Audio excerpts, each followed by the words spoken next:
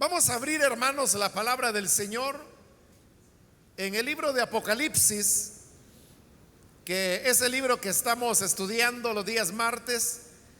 Hemos llegado al capítulo número 20, donde vamos a leer los versículos que corresponden en la continuación del estudio que estamos desarrollando en Apocalipsis.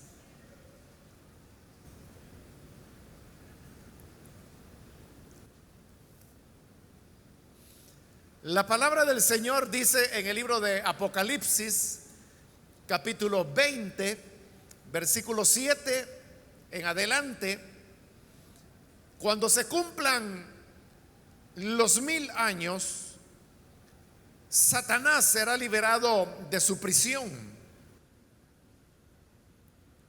y saldrá para engañar a las naciones que están en los 4 ángulos de la tierra, a Gog y a Magog, a fin de reunirlas para la batalla.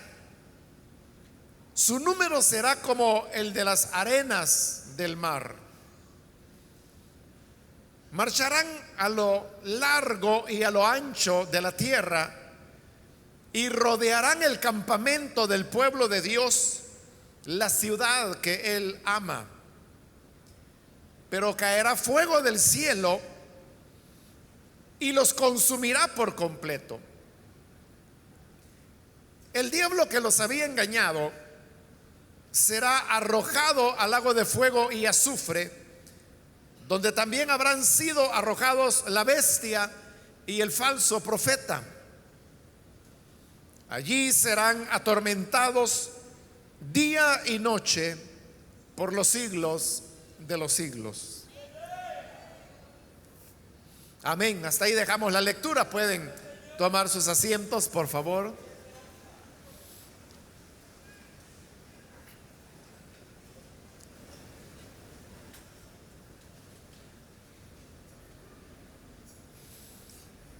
Hermanos, seguimos el día de hoy con el relato que el libro de Apocalipsis nos presenta sobre la derrota final de Satanás. En la última oportunidad vimos cómo el Señor envió un ángel del cielo con una cadena y una llave, y la llave la utilizó para abrir el abismo, ató a Satanás y lo envió al abismo, y luego cerró el abismo dejándolo ahí prisionero. Y veíamos cómo durante 1000 años Satanás permanecerá atado, encerrado en el abismo, y obviamente estando en esas condiciones él ya no podrá afectar o tocar a los seres humanos para moverlos a tentaciones como lo hace en la actualidad, y tampoco podrá acusar a los hermanos, como vimos en el capítulo 12, que se habló de cómo él fue expulsado de los cielos, y a partir de ese momento él ya no pudo continuar acusando a los hijos de Dios ante el Señor. Pero hoy que llegamos a este versículo 7, se nos dice que cuando se cumplan los 1000 años, Satanás será liberado de su prisión. Las prisiones son un invento que los seres humanos elaboraron con el objeto de castigar a las personas que hacen cosas incorrectas. Hoy en la modernidad decimos que las personas que cometen delitos deben ir a prisión, cuando esos delitos, precisamente, sus penas están dentro de esa categoría de encarcelamiento, porque hay delitos que no implican prisión y hay otros que sí. Pero el objeto o la idea detrás de la prisión, aunque nunca ha funcionado, es que la persona pueda ser reeducada, lo cual significaría que si una persona cometió determinado delito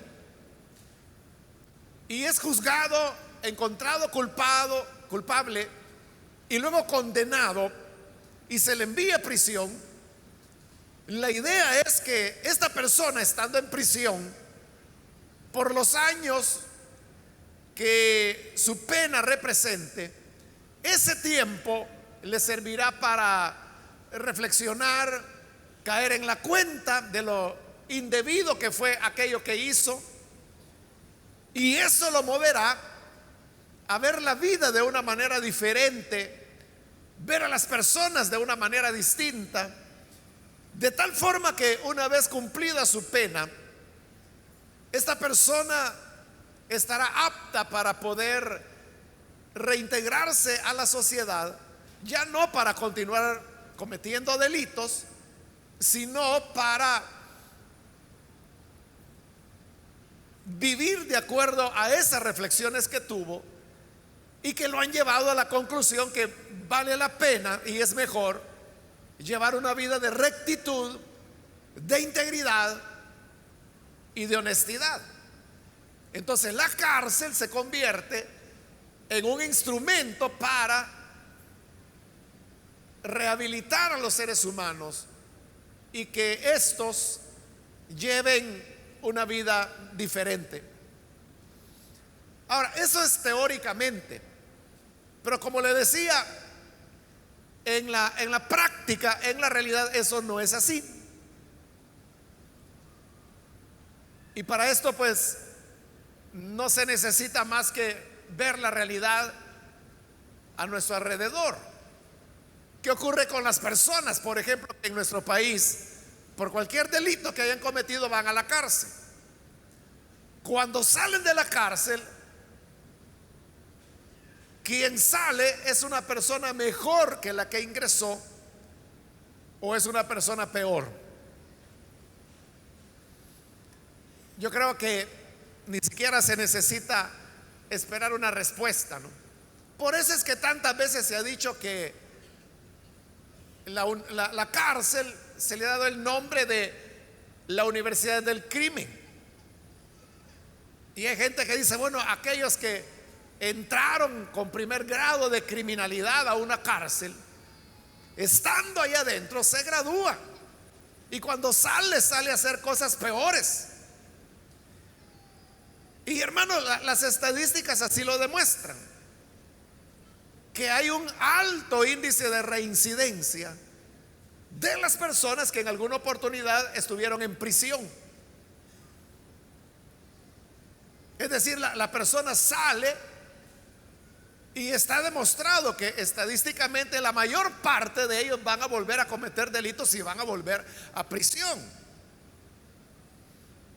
Hace unos 2-3 años atrás hubo un caso, o sea, no por ser el único, pero sí por lo impactante que fue, que salió en los medios, en los periódicos, no sé si usted lo recordará. Y es un hombre que había estado preso por varios años por un delito que había cometido. Cumple la pena, queda libre y el mismo día que salió de la prisión, ese día va a matar a una persona, la asaltó y la mató. Y el día siguiente lo habían capturado de nuevo. Entonces, el mismo día que salió de prisión. Por eso le digo, y eso no crea usted que es solamente aquí en El Salvador, eso es en todo el mundo. Y no solamente en la época moderna, así ha sido siempre. Es decir, el tema de las prisiones es una muy mala idea, pero bueno, así es como se manejan las cosas. Y la idea es que mientras más severa es la pena o más prolongada, entonces las personas mejor van a llegar a una reflexión sobre lo malo de sus acciones, y eso les moverá a ser personas diferentes. Esa es la teoría, ¿no? Que mientras más prolongada es la pena, más fácilmente la persona llegará a cambiar su forma de ser. Por eso es que hay ciertos delitos, o a veces una persona comete varios delitos, y eso hace que las penas vayan aumentando. Una persona puede ser condenada a 10 años, a 15 años, a 20 años, a 30 años. Pero hay ciertos delitos que más bien son conjuntos de delitos que algunas personas cometen.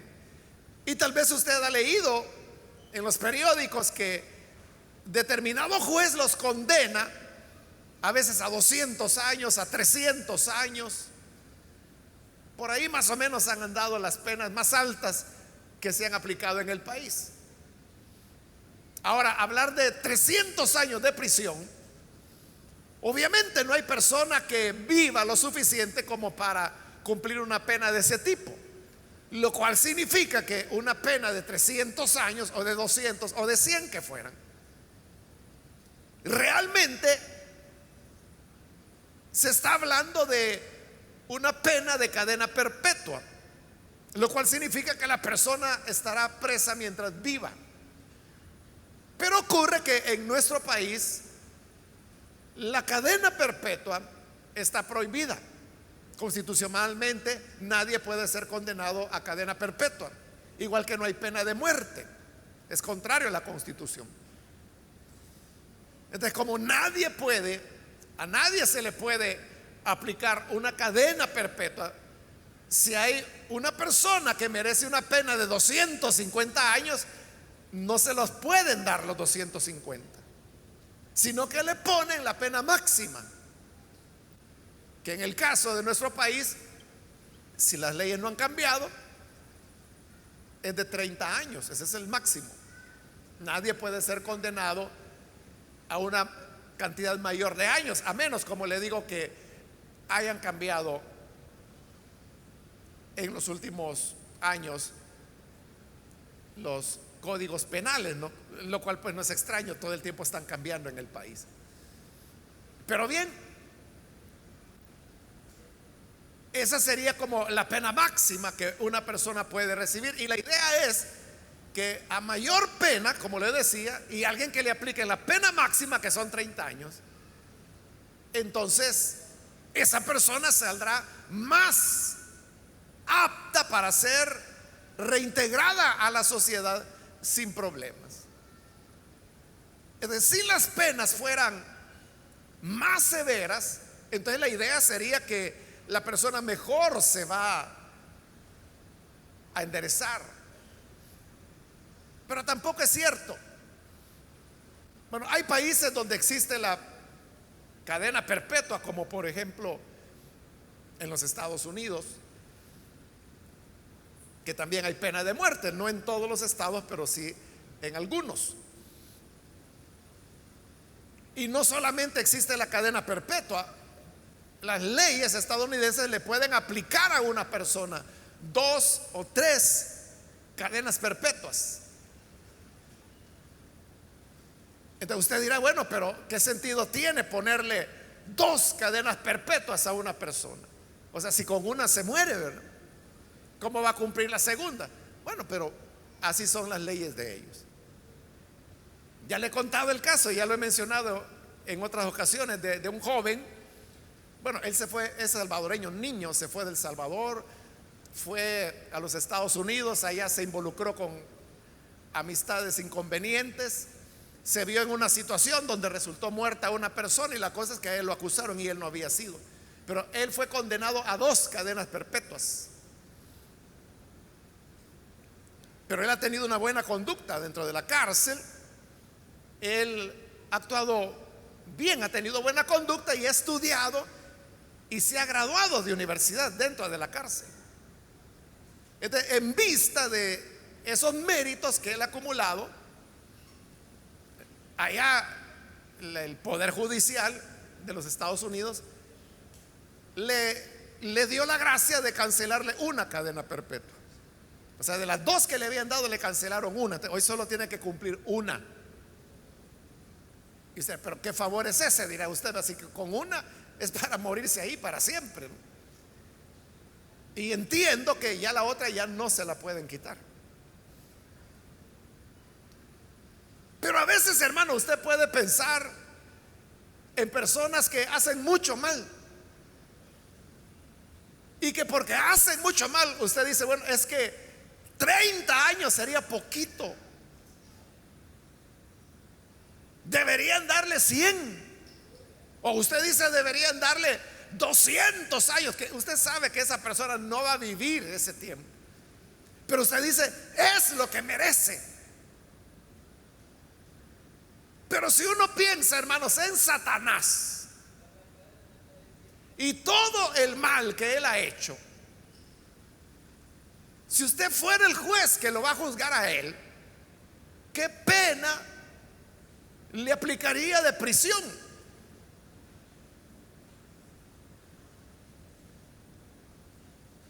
Acá vemos que él es enviado a prisión por 1000 años. Es una pena de 1000 años. Y sobre la lógica que le mencionaba anteriormente, y es de que mientras más larga la pena, mejor se corrige la persona. Entonces uno esperaría, claro, como Satanás es un ser, no es un humano, no es un hombre, es un ser inmaterial, es eterno. Entonces él puede cumplir una pena de 1000 años, o de 10,000, o de 100,000, o de 1,000,000. Pero Dios decidió que fuera de 1000 años.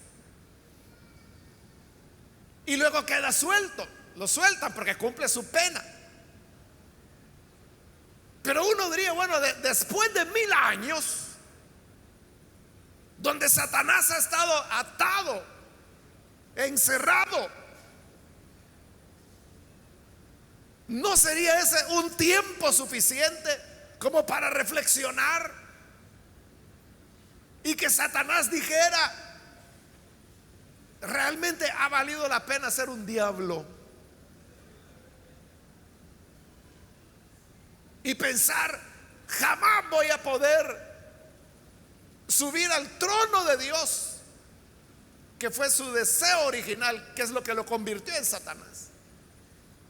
Y al ver todo el dolor, toda la destrucción, toda la muerte que él ha causado, 1000 años no sería suficiente para caer en una reflexión, sobre todo porque Ezequiel, cuando habla de la creación de Satanás, dice que él era perfecto en sabiduría. Es decir, que Satanás es sabio.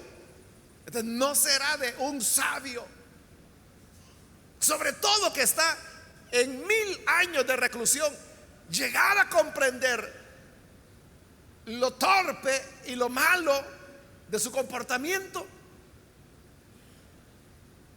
Pues eso es lo sorprendente, porque dice el versículo 7 que cuando se cumplan los 1000 años, Satanás será liberado de su prisión. Y dice el 8, y saldrá que a portarse bien, a integrarse al reino de Dios, que habrá durado ya esos 1000 años. No, dice el versículo 8, saldrá para engañar a las naciones que están en los 4 ángulos de la tierra, a Gog y a Magog, a fin de reunirlos para la batalla. Entonces Satanás sale a hacer lo mismo que ha hecho toda la vida. En primer lugar, dice que salió para engañar a las naciones. Y es lo que el Señor Jesús dijo de él, que él es el padre de toda mentira. Y cuando habla mentira, está hablando lo que es su naturaleza. Su naturaleza es el engaño. Y aquí salió para engañar, lo cual habla que él no ha cambiado. Pero no solo sale para engañar, sino que el engaño es para reunir a las naciones para la batalla. Es decir, que de nuevo hay una guerra. Van a una guerra. Y en la guerra, usted sabe que no hay guerra santa, no hay guerra justa. En toda guerra hay crueldad, hay muerte, hay destrucción, hay robo. ¿Qué es lo que el Señor dijo? Que Satanás solamente ha venido para matar, para robar, para destruir. Entonces Satanás sale para seguir siendo lo que siempre ha sido. Y los 1000 años de prisión y de confinamiento no han producido en él nada positivo.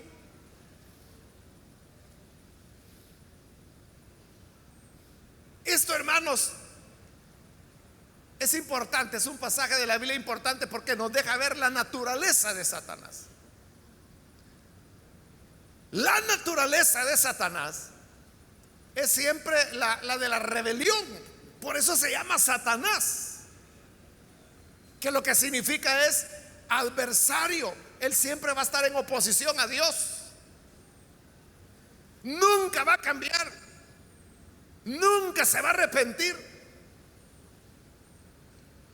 Siempre que pueda, él engañará, destruirá, robará, matará. Siempre. Satanás no le va a hacer favores a nadie. Y eso la gente, aunque no sea creyente, lo sabe bien. Por eso es que existe ese refrán que la gente dice: mal paga el diablo a los que bien le sirven. Y le digo, eso hasta los no creyentes lo dicen. Pero ese refrán, como todos los refranes, se originan en la vivencia que las personas tienen a lo largo de siglos o de milenios. Porque hay refranes, hermanos, que no tienen siglos, tienen milenios. Este refrán que yo le estoy diciendo, mal paga el diablo a quien bien le sirve, no sé cuánto tiempo tendrá, se puede averiguar. Incluso se puede averiguar a dónde se originó, en qué pueblo. Y algunos refranes, hermanos, tienen 1000, 2000 años de venir dando vueltas. Entonces, ¿por qué la gente sigue utilizando estos refranes? Porque se dan cuenta que está diciendo una verdad. De todo aquel que le sirve a Satanás, él le va a pagar mal siempre. Siempre. Porque ese es el objeto de él. Él no tiene ni una pizca de bondad, ni una pizca de arrepentimiento, sino que en él todo es mentira, engaño, matar, robar, destruir. Y su naturaleza es que no hay cambio. Siempre será lo mismo. Es decir, él no tiene remedio, no tiene compostura. Pero aquí se ha mencionado que él sale, dice, para engañar a las naciones que están en los 4 ángulos de la tierra. Cuando habla ahí de ángulos de la tierra, no está queriendo decir que la tierra es cuadrada, ¿no? Sino que lo que quiere decir es que de los 4 puntos cardinales, él sale para engañar a las naciones. Ahora, aquí hay una pregunta muy frecuente que muchos se hacen, y es: ¿de dónde salen? O sea, ¿o quiénes son esas naciones que van a ser engañadas después del milenio, después del reino de Dios? Bueno, algunos que no entienden mucho el evangelio aún se preocupan y dicen: quiere decir que los creyentes también podrán ser engañados por Satanás. Pero hay que entender bien las cosas. la iglesia del Señor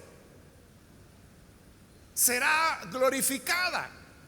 Así lo dice Primera de Tesalonicenses capítulo 4, Primera de Corintios capítulo 15. Pablo explica que los muertos en Cristo resucitarán, los que estemos con vida seremos transformados.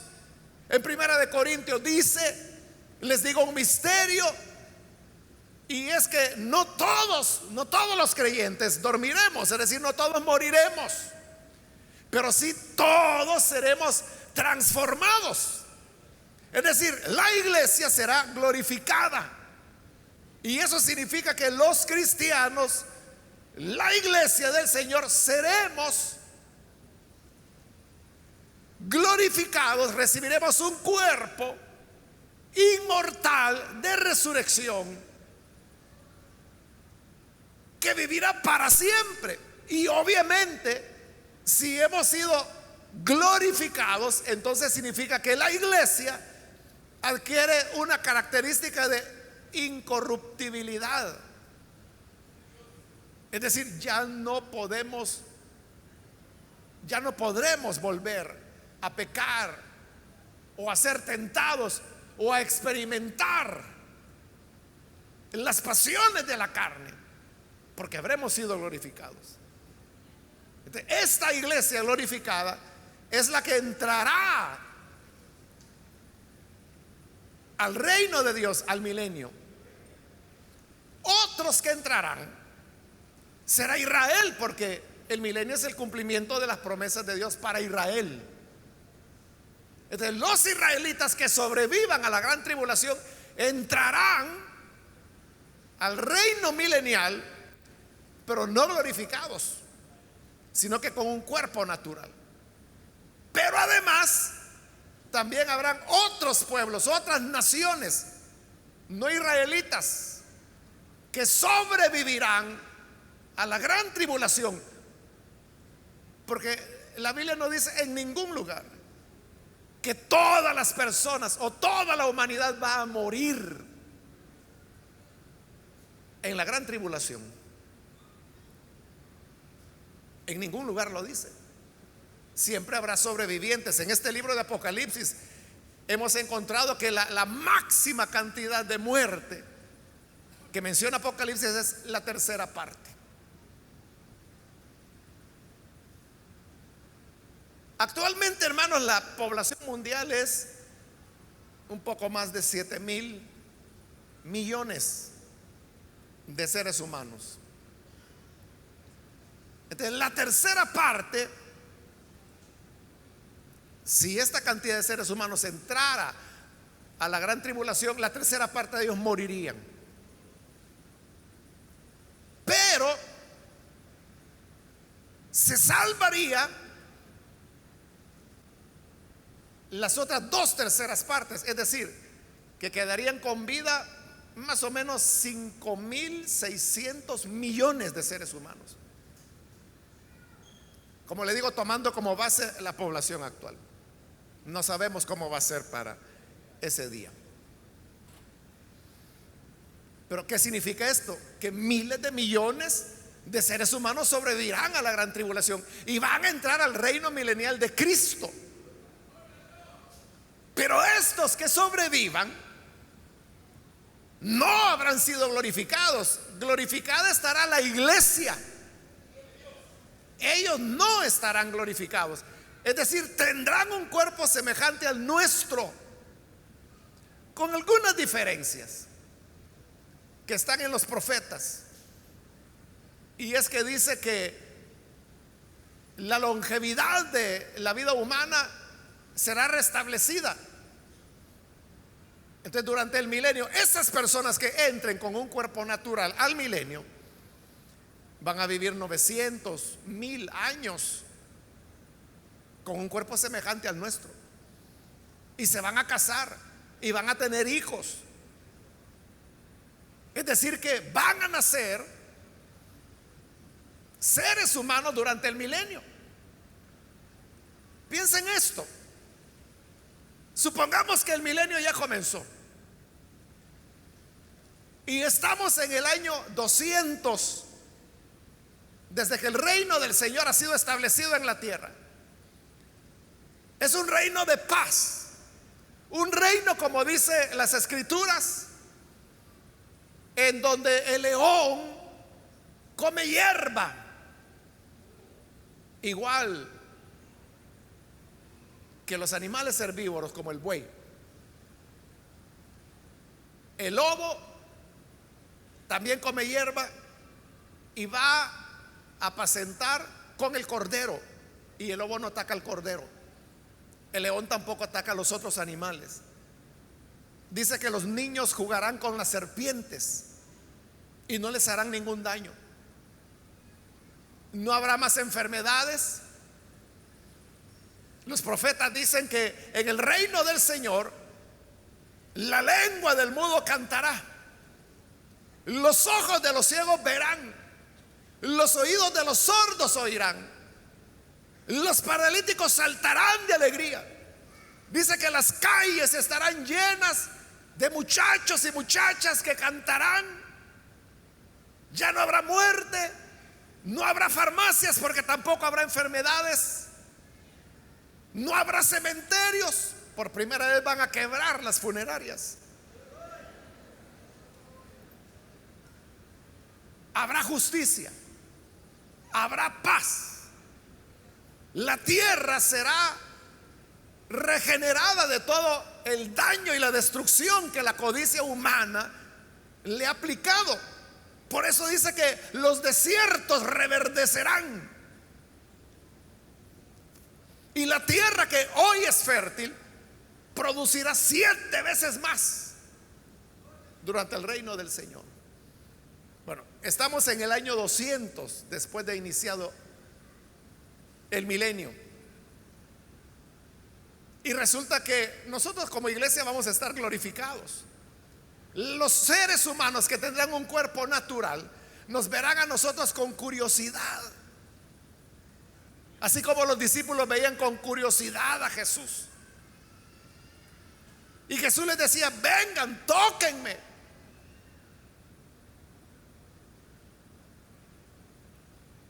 Para que sus discípulos vieran que no era un fantasma, no era una imaginación, era real, era un cuerpo. Y si es cuerpo se podía palpar, pero cuerpo glorificado. Así seremos la iglesia. Y seremos los sacerdotes del Señor, reyes y sacerdotes. Nosotros le vamos a ayudar al Señor a gobernar la tierra. Y como sacerdotes vamos a ser mediadores entre la presencia real y física del Hijo de Dios con todas estas naciones. Entonces estamos en el año 200 y resulta que hay una pareja que tienen un hijo y nace en el año 200 del milenio. Y este niño crece, y cuando llega a la edad de las preguntas, 10, 11 años, que cuando los niños comienzan, ¿por qué? ¿Y por qué? ¿Y por qué? Y que todo lo preguntan. Estos niños van a comenzar a preguntar. Y van a preguntar por qué es que hay seres humanos con cuerpo glorificado y por qué hay seres humanos de carne y hueso, como él, sus padres. Entonces se les contará la historia de la humanidad, que comenzó en Génesis, del pecado, de Satanás. Y como los niños de esa edad todo preguntan: ¿y a dónde está Satanás? Ahorita está ahí atado en el abismo. Ahí lo tiene el Señor encadenado. ¿Y estos por qué están redimidos? ¿Por qué tienen cuerpo glorificado? Porque estos son aquellos que en un mundo de pecado, de maldad y de sinvergüenzadas creyeron en el Hijo de Dios y fueron fieles a Él. Por eso es que hoy están glorificados. Y ellos preguntarán: ¿y cómo era ese mundo de pecado? Y le dirán: pues mira, era un mundo en el cual las personas robaban. ¿Y eso por qué? Era un mundo en donde, fíjate, que niños de tu edad mataban a otros con pistolas. ¿Qué? ¿Y qué son pistolas? Bueno, fue un invento maligno de los seres humanos que servía para matar a otros seres humanos. Y de verdad los mataban, sí. Para ellos era increíble que haya ocurrido un mundo nauseabundo como este en el cual nosotros vivimos. Un mundo en el cual hay maldad, violencia, mentira, robo, idolatría, hechicería, fornicación, adulterio, inmoralidad sexual y todas las maldades que hay, hermanos. Les parecerá increíble.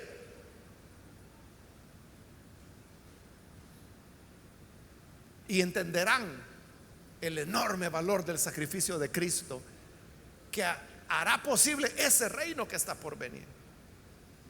Y claro, estos niños que en el año 200 nazcan, para el año 300 del milenio ya serán adultos, no, ya tendrán 100 años de edad y volverán a casarse y volverán a tener hijos. Es decir, la tierra se va a llenar de población. El índice de mortalidad prácticamente será cero, porque dice la escritura que la edad de mi pueblo, dice, será como los cedros del Líbano. Y el cedro del Líbano son árboles que pueden vivir hasta 2000 años. Actualmente en el Líbano hay cedros que fueron plantados en la época cuando el rey Salomón reinaba en Israel. Porque recuerde que el rey Salomón mandó a traer muchos cedros del Líbano para construir el templo, para construir su palacio y para hacer otras edificaciones. Entonces, esos cedros que cortaron en el Líbano, no dejaron ellos la tierra baldía, sino que volvieron a sembrar otros cedros. Esos cedros ahí están todavía, después de milenios.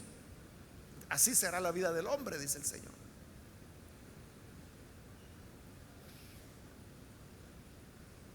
Entonces,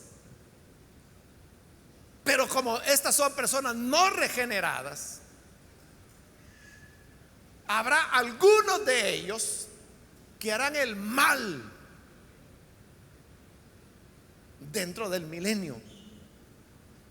Por eso es que la escritura dice que el pecador de 100 años será maldito. El profeta Isaías dice que la infancia durante el reino del Señor terminará a los 100 años. Es decir, que cuando alguien le pregunte, ¿y usted qué edad tiene? Ah, yo tengo 99 años. Ay, si es un niño todavía. Porque a los 100 años, dice Isaías, dejará de ser niño. Pero aquel, dice, que peque, morirá a los 100 años. En otras palabras, morirá siendo niño. ¿De qué es lo que va a ocurrir durante el milenio? Que habrá gente que sí mentirá, cometerá pecados, aún estando en el milenio. Pero lo que va a ocurrir es que ellos, esas palabras de la escritura que dice, la paga del pecado es muerte, se cumplirá en ellos de manera inmediata. Es decir, el que peque será muerto.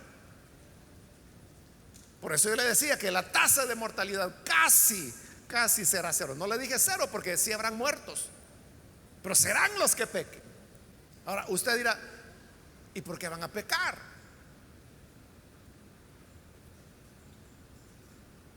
Bueno, no solo pecarán durante el milenio, sino que estamos leyendo ahí que terminados los 1000 años y Satanás sea suelto, dice que él saldrá para engañar a las naciones,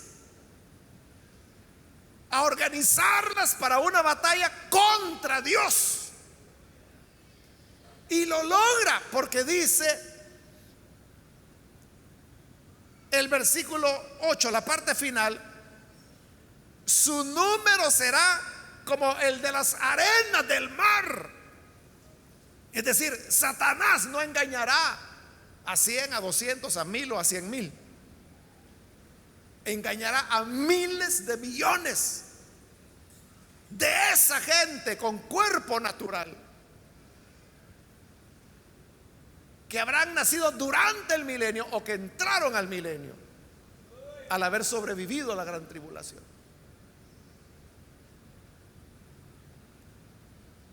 Aquí hay dos enseñanzas. La primera, hermanos, es que el reino del Señor sí habrá pecado, como hemos dicho ya en base a las escrituras, pero serán excepciones, será muy poco.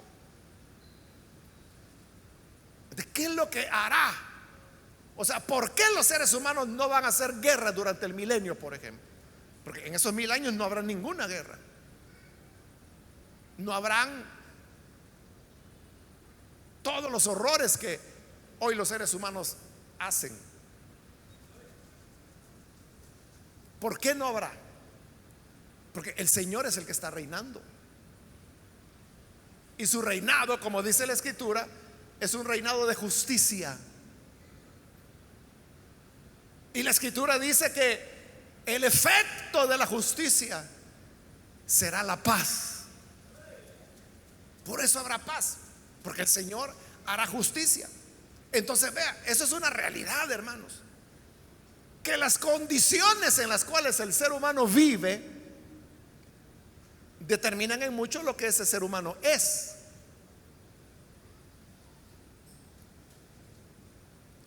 ¿Por qué cree usted que aquí en El Salvador los jóvenes se matan? Porque nacen en una sociedad que les margina, que les roba oportunidades, donde hay una alta circulación de armas, donde la educación pública es pésima, donde la atención médica pública es pésima, donde el acceso a justicia es un desastre. Entonces, como todo es malo, todo genera expresiones de violencia. Pero ¿por qué? Dígame usted, ¿por qué cuando un salvadoreño que nació aquí en estas condiciones se va, por ejemplo, a los Estados Unidos, por qué allá no tira la basura en la calle? ¿Por qué sí respeta las leyes de tránsito? Aquí la gente entiende que el semáforo en rojo es para acelerar y pasar rápido. ¿Por qué cree que allá, una vez están allá, cambian totalmente? Cambió el ambiente donde están. Entonces, vea, el ambiente determina mucho. ¿Por qué los jóvenes que, por ejemplo, nacen en Suiza son pacíficos? ¿Por qué no son violentos? Y todos tienen armas. Porque en Suiza el servicio militar es obligatorio. Todos, hombres y mujeres, tienen que ir. Y van al ejército y sirven ahí 3 años, no sé cuánto tiempo es. Pero cuando un hombre que es tan joven, ¿no?, o mujer termina el servicio militar, el arma que utilizó en el ejército se la lleva a la casa, es de él, se la regala. De toda la gente suiza está armada, tienen armas en sus casas y armas de guerra. No le estoy hablando de pistolitas, las armas que usaron en el ejército. La ley les dice que se la llevan a su casa y se la llevan. Pero ¿por qué el índice de asesinatos en Suiza es casi cero y toda la gente está armada y está armada legalmente? Y tienen entrenamiento, saben usarla, tienen buena puntería. ¿Por qué no se matan entre ellos? Porque el ambiente es diferente.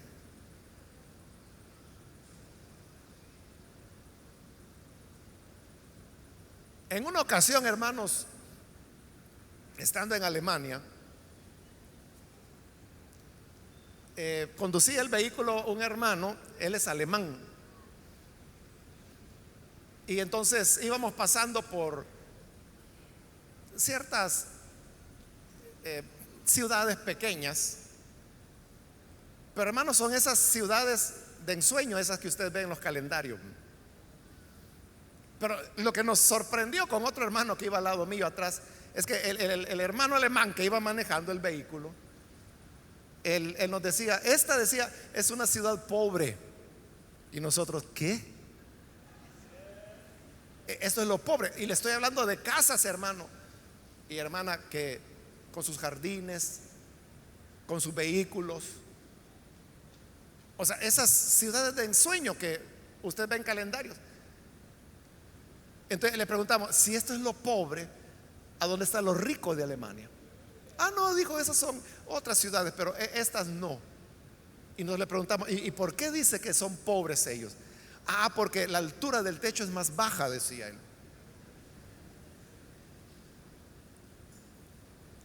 Y con el hermano que íbamos atrás, decíamos, o sea, lo que haría nuestra gente por vivir la pobreza alemana, ¿no?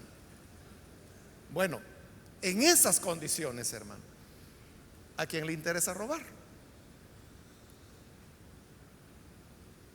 ¿O a quién le interesa matar? Y eso que Alemania está en un proceso de recuperación después de la unificación, pero Suiza es la única que se salvó de la Primera y de la Segunda Guerra Mundial. Imagínense los niveles, yo nunca he estado ahí, pero imagínense los niveles de vida, de calidad de vida que ellos tienen. Entonces, todos están armados, todos tienen entrenamiento militar, pero nadie le hace daño a nadie, porque sus condiciones de vida son otras. Los impuestos son elevadísimos, pero la atención en salud es universal, gratuita y de excelencia, igual que la educación, igual que la seguridad social. No hay gente en la calle, el Estado es el que se ocupa de dar vivienda, la vivienda social que le llaman ellos, que no cree usted que son barrios arrastrados por allá, sino que un edificio de apartamentos de sentido social que hacen para la gente que no tiene dinero puede estar al lado de un edificio de apartamentos privados donde vive gente millonaria y viven en el mismo barrio, comparten los mismos parqueos, las mismas calles, las mismas escuelas. Entonces, eso lo que hace es que da igualdad, es decir, la diferencia no la está poniendo si tienes o no tienes dinero, sino que la escuela la determina a dónde tú vives. Si vives en este barrio, te corresponde esta escuela y no puede ir a otra. Y ahí va el hijo del pobre y va el hijo del millonario, y están en la misma escuela con los mismos profesores. Eso hace que ellos se vean como iguales, como lo que realmente somos, porque los seres humanos, hermanos, todos somos iguales. Pero ¿qué le quiero decir con todo esto? Que las condiciones sociales que se viven hace que la conducta humana cambie. Claro, hermano, uno oye que también en los países europeos hay violencia. Bueno, en Alemania están los neonazis, ¿no?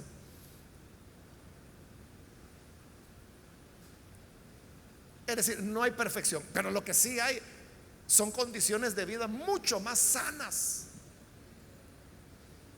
que las que se vive en países donde la estructura social es deprimente, es desigual, es marginadora, es diferente. Y eso es lo que Jesús hará, que como su reino será perfecto, será de justicia, será de verdad, será de amor. Entonces, el ser humano, aunque no es regenerado, aunque no es glorificado, actuará como humano y no como animal, bajo el reino del Señor. Y la prueba de que no son regenerados es que Satanás los va a engañar y se van a levantar en contra del Señor. Entonces, le decía, son dos enseñanzas. La primera es esa.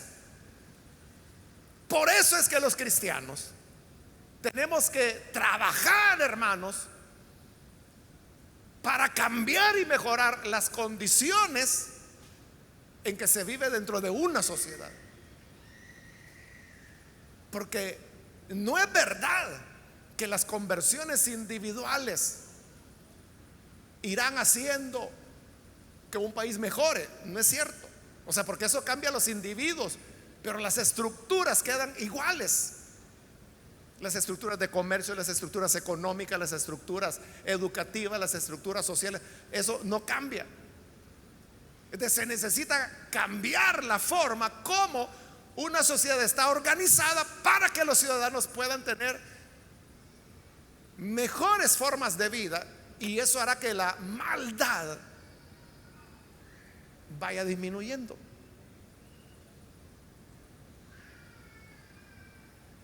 ¿Comprende? Por eso es que cuando la gente dice, bueno, ¿y qué hacen los cristianos metiéndose en cosas sociales? Más bien la pregunta sería, ¿por qué no? Porque en la medida que mejoran las condiciones de las personas son mejores. Claro, no van a llegar a la conversión, eso ya es trabajo de la iglesia, pero sí significa que cuando hay una transformación en las estructuras sociales, la forma en que la gente actúa y se comporta cambia. Si las condiciones se deterioran, la gente cambia para mal.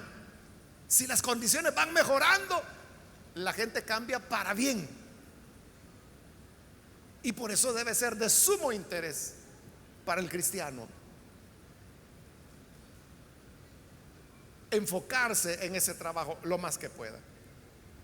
Y la segunda enseñanza es que la naturaleza humana, no regenerada, no nacida de nuevo, es semejante a la naturaleza de Satanás. Es decir, que no tiene remedio. El que es malvado, hermanos, lo único que lo puede cambiar es una experiencia de conversión a Cristo Jesús.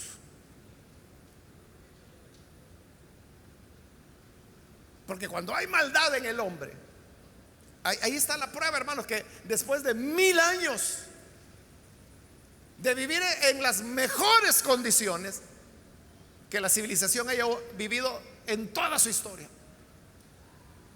las mejores condiciones serán en el milenio, pero saliendo del milenio, Satanás los engaña para que vayan a hacerle guerra al Señor. Y uno dirá, ¿cómo es posible eso? Después de un milenio de paz, de justicia, de verdad, cuando todas las cosas están perfectas, ¿a quién se le ocurre oponerse contra Dios? Al ser humano. ¿Y a quién más? Eso nos enseña que la naturaleza humana, repito, solo la experiencia del nuevo nacimiento la puede cambiar. Y esa es la prueba. Entonces Satanás dice que salió para engañar a Gog y a Magog. Aquí Gog y Magog adquieren un sentido simbólico, porque en Ezequiel Gog, porque cuando dice Gog y Magog, uno piensa que Gog es un lugar, Magog es otro, pero en Ezequiel no es así. Gog es el nombre de un ser humano, de un príncipe, que es el príncipe de Magog, pero aquí los está poniendo como que si son lugares. Y lo que ocurre es que aquí se convierte ya, las palabras Gog y Magog han adquirido un sentido simbólico, ya no es literal. ¿Y por qué mete a Gog y Magog? Porque este pasaje de Apocalipsis ha sido redactado siguiendo a Ezequiel capítulo 38 y capítulo 39. Lea usted en su casa Ezequiel capítulo 38 y 39 y vea el orden de los acontecimientos que ahí se narran, y verá que son idénticos al orden de los hechos que Apocalipsis menciona. Por eso es que mete a Gog y Magog. Pero aquí se refiere, como digo, a lugares geográficos y son nombres simbólicos. Versículo 9: marcharán ese gran número de naciones como las arenas del mar a lo largo y lo ancho de la tierra, y rodearán el campamento del pueblo de Dios, la ciudad que Él ama. Se está refiriendo a Jerusalén, pero no la nueva, porque esa hasta el 21 la veremos que desciende. Entonces es un ataque contra el Señor que estará en la tierra, porque Zacarías dice que Él descenderá sobre el monte de los olivos, vendrá a reinar. Y ya le dije, nosotros vamos a cogobernar con Él. Seremos reyes, seremos sacerdotes del Señor. Entonces el ataque viene contra el Señor y su pueblo, su iglesia. Pero realmente ni siquiera se llega a la batalla. Es igual que la llamada batalla de Armagedón, que vimos que no hay tal batalla. Igual aquí dice que los preparó para la batalla, pero no hay batalla. Pues dice la parte final del versículo 9: caerá fuego del cielo y los consumirá por completo. Hoy sí, hermano, ahí llegó ya la hora de eliminar toda maldad de la tierra y del universo. Los destruye a todos. Y dice el versículo 10: el diablo que los había engañado será arrojado al lago de fuego y azufre. Hoy sí, ahí no había estado. Donde también habrán sido arrojados la bestia y el falso profeta, que lo vimos en el capítulo anterior. Ahí serán atormentados día y noche por los siglos de los siglos. Es decir, ya no vuelven a salir. En el lago de fuego ahora está la bestia, el falso profeta y Satanás. Entonces, a la pregunta que mucha gente se hace: si Dios es todopoderoso, entonces ¿por qué no manda al infierno al diablo ya? Porque Él tiene un plan y Él tiene un momento para cada cosa. Y como dice el libro de Eclesiastés, todo tiene su tiempo. En la vida todo tiene su tiempo. Hay tiempo de llorar, hay tiempo de reír. Hay tiempo, dice, de juntar piedras y tiempo de esparcir piedras. Dios también todo lo tiene ya programado, pero que terminará en destrucción en el infierno. Satanás terminará. Y es lo que ahí estamos viendo. Ahí, hermano, la derrota final de Satanás. Porque allí se quedará y será atormentado día y noche por los siglos de los siglos. Jamás saldrá del lago de fuego que arde con azufre, junto con el falso profeta y la bestia. Y van a seguir cayendo. Los que siguen en la lista serán el Hades y la muerte. Y después seguirán los incrédulos de todos los tiempos. Como dijo el Señor Jesús allá en Mateo capítulo 25, dice: irán al infierno que fue preparado para Satanás y sus ángeles. Es decir, la concepción del infierno es para Satanás. Dios pensó en el infierno como un castigo para Satanás y sus ángeles. Pero como muchos seres humanos siguen a Satanás, pues lo van a seguir hasta su morada final.